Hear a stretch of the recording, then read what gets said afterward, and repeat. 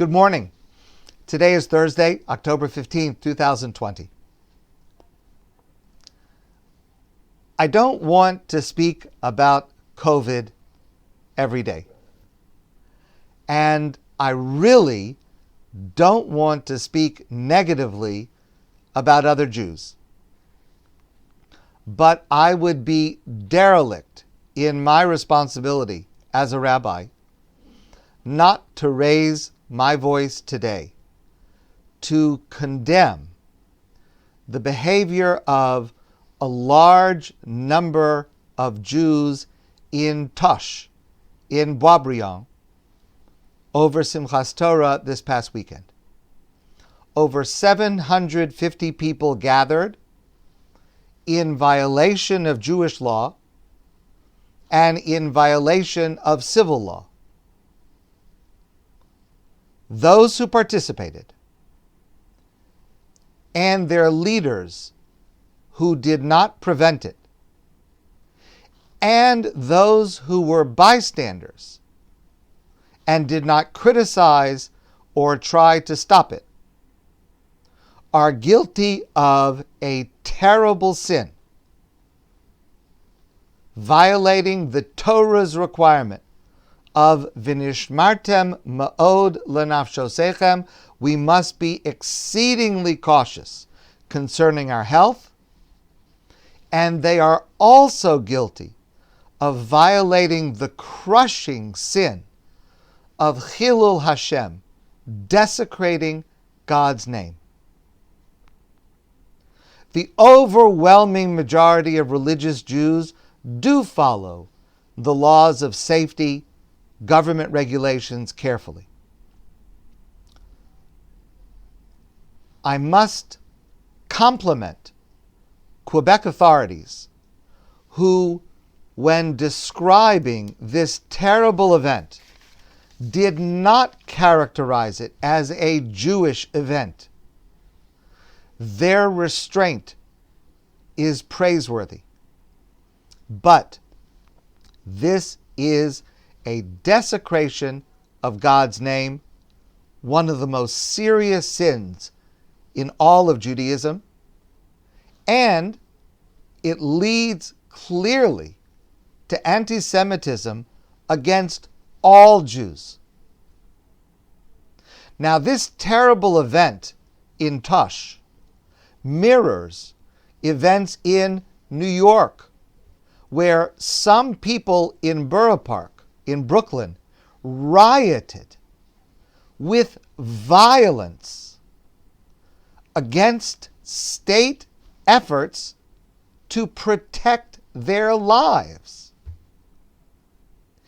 It is such a Chilul Hashem, a desecration of God's name, that the areas of New York with the highest rates of infection coincide with heavily religious Jewish communities who are openly violating the Torah's laws and government laws protecting health and safety.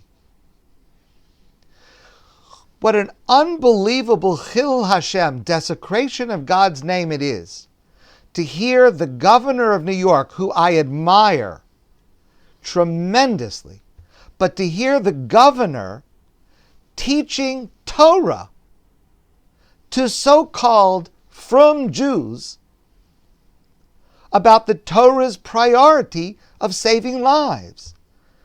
And clearly, he, the governor of New York, knows more about Jewish law in this area than these so-called religious Jews.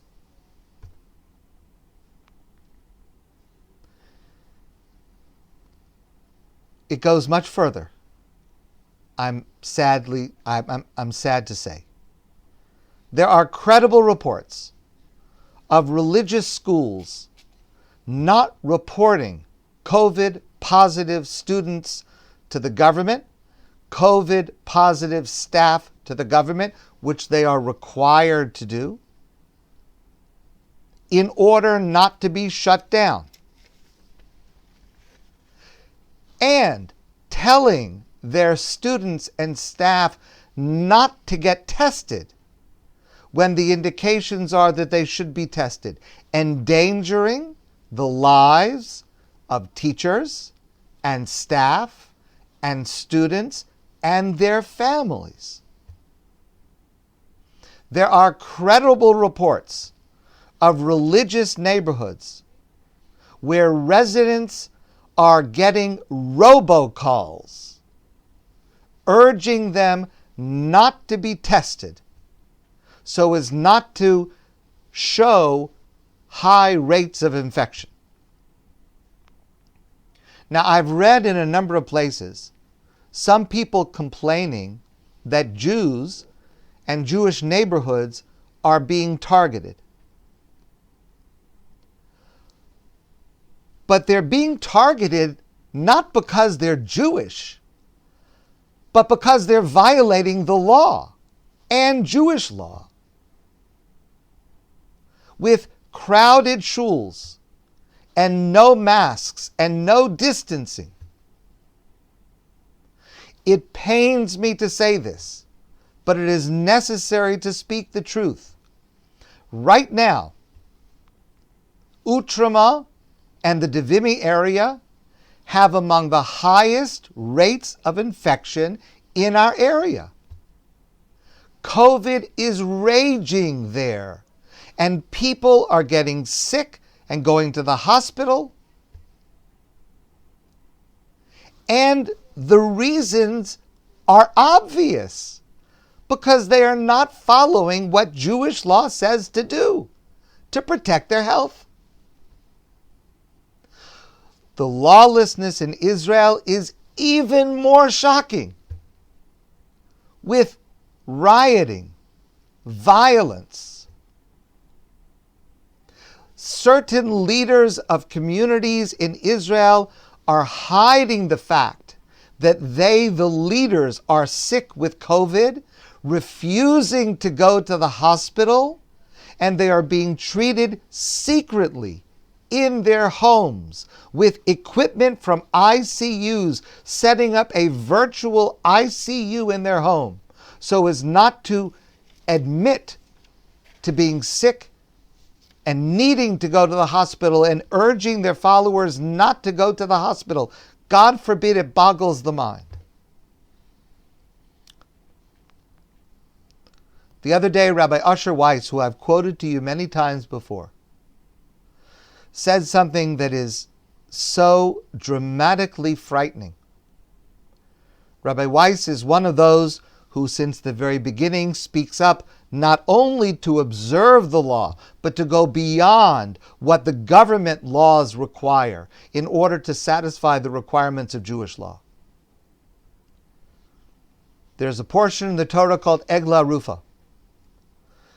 This portion says that when, in the land of Israel, in the time when the Beit HaMikdash is standing, when, God forbid, a murdered corpse would be found on the wayside, and it's not known what happened to him, and there are no witnesses, and there's no way to find out who committed this terrible crime, the Torah says that the leaders of the community assemble in a dramatic ceremony, and they make this statement.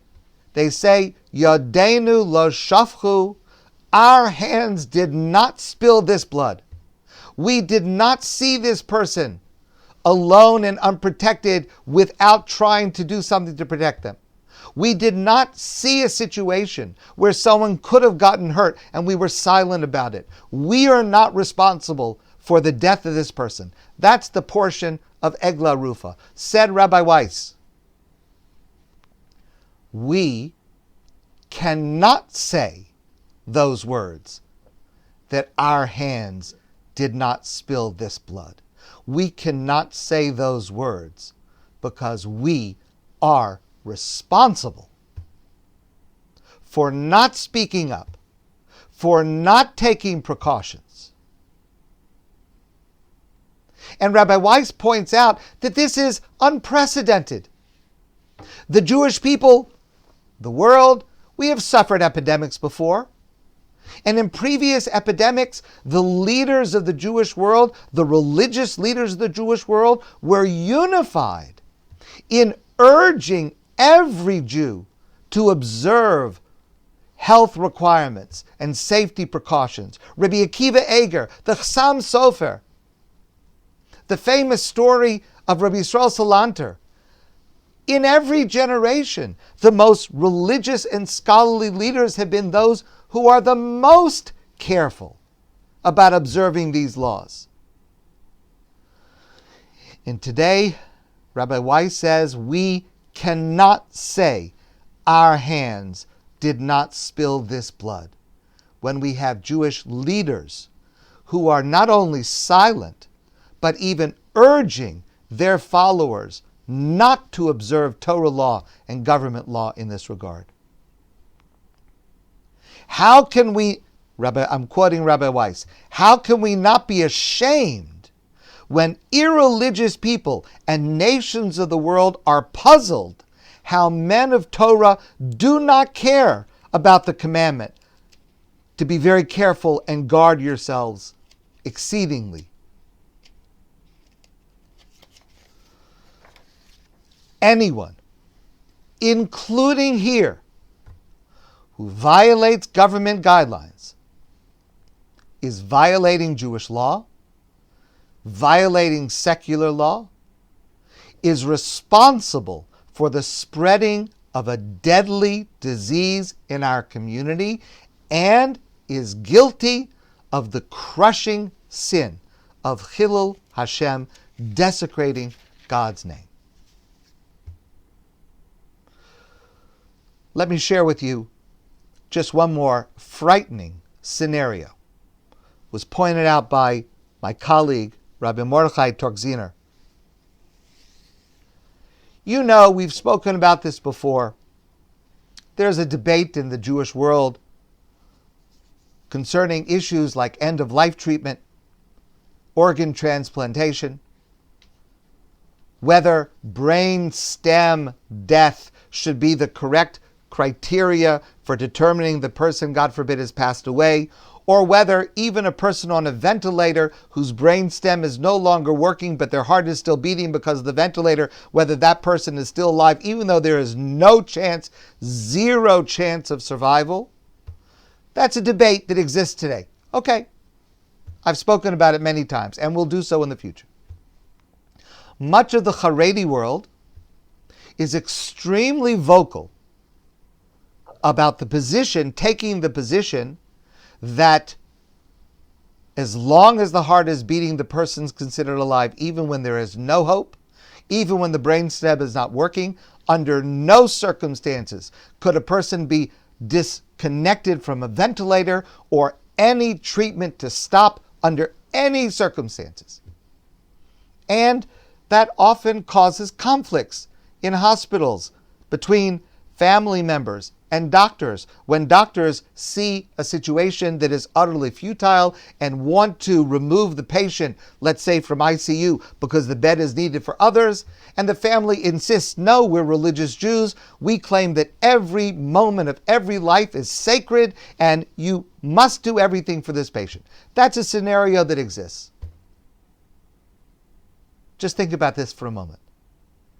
What's going to happen the next time a doctor has a patient in ICU, no hope, no quality of life, brain stem is not working, zero chance of survival,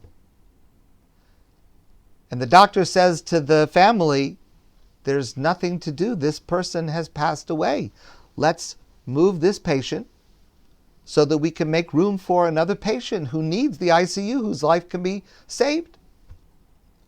And the family says, no, we won't allow it, because every moment of every life has infinite value, because protecting health and life is our highest priority in Judaism.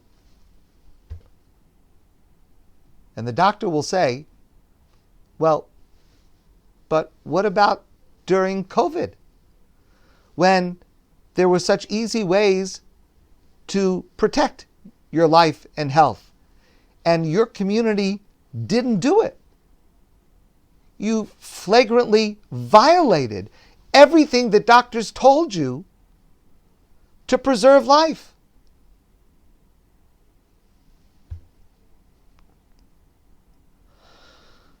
People ask me frequently, why do so many Jews act this way? Let me be very clear. There is no legitimate explanation. There is no source. There is no line of reasoning. There is no rationalization or excuse. There is only condemnation of the sin and of the desecration of God's name that comes from it. I want to praise the overwhelming majority of Jews who are careful, and I am proud to say that almost all of our community is in that category. They are the role models we must point to show the world how Jews should act. They are the ones who represent Judaism's highest priority. I hope that God will protect everyone and bring an end to this suffering. But it is necessary to speak out when God's name is being desecrated by a minority, a visible and vocal minority of Jews. Let's hope the situation changes dramatically very soon. My friends, it is painful to have to share this. So I'm going to try to now go on to have a great day, and I wish you the same. And I look forward to seeing all of you soon in person.